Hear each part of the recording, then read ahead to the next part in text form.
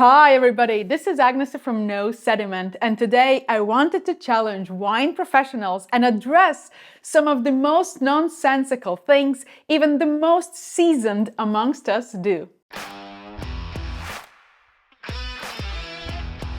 I consider myself a wine professional. I have studied a lot, I still do, and I work in the wine industry. Some of the things I'm about to mention I have done even myself, either because I didn't know any better at the time or because I was taught that way. However, I'm a firm believer in logic and science, which is why I want to call out some of the nonsensical ideas that often appear in wine conversations, even amongst wine professionals. So let's talk about 7 of them. I love pairing wine with food. In fact, it's one of life's simplest and most enjoyable pleasures for me. However, the moment we start stressing over which wine to pair with a specific dish, or worse, changing the main dish entirely to accommodate the wine or vice versa, then I'm afraid we have gone too far. Taste is so personal for each of us. I don't want to dismiss the concept of pairing altogether because there are some helpful rules and smart advice we can follow. However, it is important not to overcomplicate it and keep things fun. And with this in mind, some time ago, I even created a fun video about food and wine pairing in a Star Wars universe. I will link the video in the description below. Hello there. I think it deserves more love. But ultimately, not everyone is equally sensitive to subtle nuances in food and wine pairing. If anything, I believe how you explain the pairing matters more than the pairing itself. I have spoken about this topic a lot before, so I will not dive deeper now. Just remember, drink what you want with the food that you love and you will be just fine. Well, for most of the time. This has always been very confusing to me, and it still is. Wine is a homogeneous liquid. It has the same color throughout. It cannot have one color at the rim and a completely different color at the core. It cannot even have different shades of the color between the rim and the core. Think about it logically. Wine is not a B52 cocktail with layered densities of different colors. Even if we didn't swirl the wine before assessing its appearance, what we do, there's no way it would layer colors vertically. It's just not physically possible. What actually happens is this. The depth of the liquid towards the rim is shallower, so the intensity of the same color appears lighter. Because the rim is not as deep, the color does not show as intense. What I do find useful, however, is observing how wide is the rim. That can provide valuable insights into the possible grape variety, level of extraction, and age of the wine. So no, wine cannot have deep ruby core and garnet rim. It can only have deep ruby core and narrow, pale ruby rim. This statement puzzles me, especially because so many wine professionals use it as a single, legit argument for grape and wine quality. While there is some correlation between yields and quality, it is far from being as simple as to just assume that the lower the yield, the better the wine. First of all, some grape varieties can produce great quality wines even at relatively high yields. Think of Riesling, for example. Secondly, the relationship between the yields and the fruit quality depends greatly on the nutrient availability and water availability in the soils. A well-balanced wine with sufficient access to both can produce healthy crop volume without sacrificing quality. Thirdly, I am much more interested in the yield per vine than yield per hectare. That's because yield per hectare depends on the planting density. If wines are struggling, pressured by diseases, or even dying off, and there are empty gaps between them, the yields per hectare will naturally be lower, but not necessarily the yields per single vine. Oftentimes, it means that surviving vines may be pushed to produce more fruit than they are capable of maturing, which can disrupt their balance and potentially result in lower quality wine. So the next time someone presents you with an argument that lower yields equal better quality wine, make sure to ask them about the yield per single wine. The health and balance of the vineyard and of each individual wine matters far more when it comes to the quality of the wine.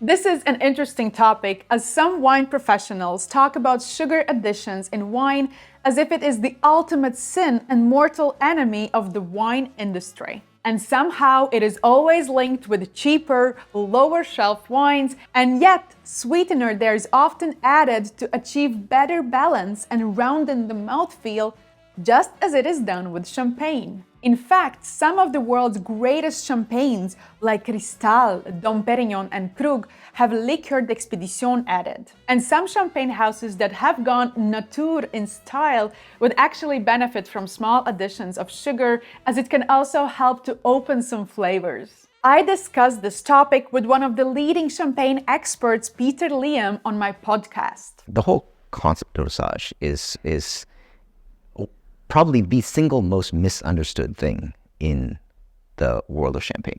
Believe it or not, sugar is also often added to some highly praised Burgundy wines. In this case, not for sweetness, but to increase the alcohol content. So to criticize one style of the wine while celebrating the other, despite them doing similar practices, seems unfair. I have said this hundreds of times. I don't mind sugar in my wine. What I value is the transparency, knowing where it comes from, whether it's added or naturally sourced from the grapes. And knowing how wine is made, I certainly do not criticize winemakers for adding sugar.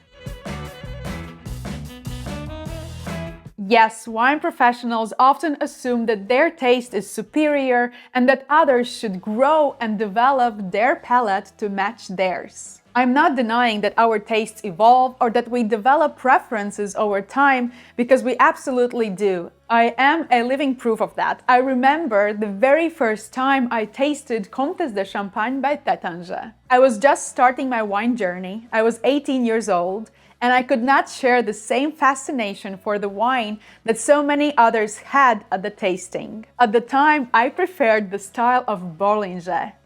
Fast forward today, I still love the style of Bollinger, but I am absolutely in love with Comtesse de Champagne. I think it is one of the greatest champagnes out there. However, dismissing someone else's preferred style or their lack of enthusiasm for a particular wine simply because they don't share the same excitement is simply wrong. I have my own preferences now, and they might change over the time or they might not. But I never want to find myself in a situation where I say to someone, "You'll grow into that." I cannot express how much this assumption bothers me. It's become fashionable to think that small family-owned estates automatically make better wine than large corporation-owned producers. And it almost seems unfair to bring this point up, because of course I also want to support small business owners, grape growers, and winemakers. But let's be honest, seeing those small letters on your champagne bottle, RM, does not automatically guarantee high quality. Taste the wines, talk about the harmony, length, intensity of flavors.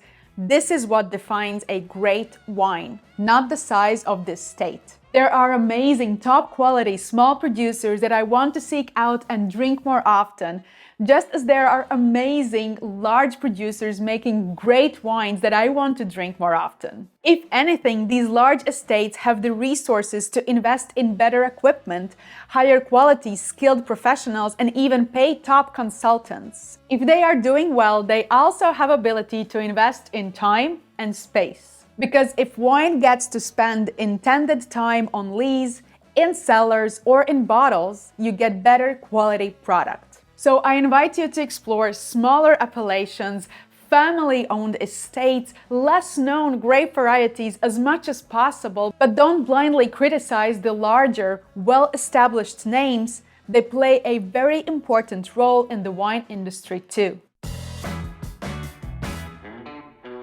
This is another rather pretentious behavior I have noticed. Over the course of my professional life, I have attended my fair share of tastings, and there's always someone who feels the need to loudly announce to everyone that there is something wrong with the wine.